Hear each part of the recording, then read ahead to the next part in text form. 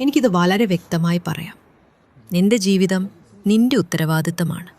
നിന്റെ മാതാപിതാക്കളല്ല, നിന്റെ അധ്യാപകനല്ല, നിന്റെ ബോസ് അല്ല, സർക്കാരല്ല, നീ തന്നെ. നിനക്ക് സമയമില്ലേ? വിജയിക്കുന്നവർക്കും 24 മണിക്കൂറാണ്. നീ ക്ഷീണിച്ചിരിക്കുകയാണോ? വിജയികളും ക്ഷീണിക്കുന്നു. ശരിയായ സമയം വരാൻ കാത്തിരിക്കുകയാണോ? അങ്ങനെ ഒരു സമയം ഒരിക്കലും വരില്ല. നീ കുടുങ്ങിയിട്ടില്ല. നീ സുഖത്തിലാണ്. ആ സുഖമാണ് നിന്റെ കഴിവുകളെ കൊല്ലുന്നത്. നീ പറയുന്ന ഓരോ കാരണം സാധാരണ നിലയിൽ തുടരാനുള്ള ഒരു വോട്ടാണ്. നിന്നെ രക്ഷിക്കാൻ ആരും വരില്ല. അത്ഭുതമൊന്നുമില്ല. പൂർണ്ണമായ അവസരമൊന്നുമില്ല.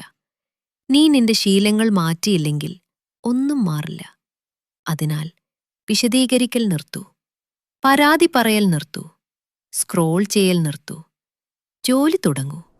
ഇനി 5 വർഷത്തിനു ശേഷം ഞാൻ ശ്രമിച്ചതിൽ സന്തോഷം എന്ന് പറയാം. അല്ലെങ്കിൽ ആരംഭിച്ചിരുന്നെങ്കിൽ നന്നായിരുന്നു എന്ന് ഖേദിക്കാം. തിരഞ്ഞെടുക്കൂ. കാരണങ്ങൾ വേണ്ട, പ്രവർത്തനം മാത്രം.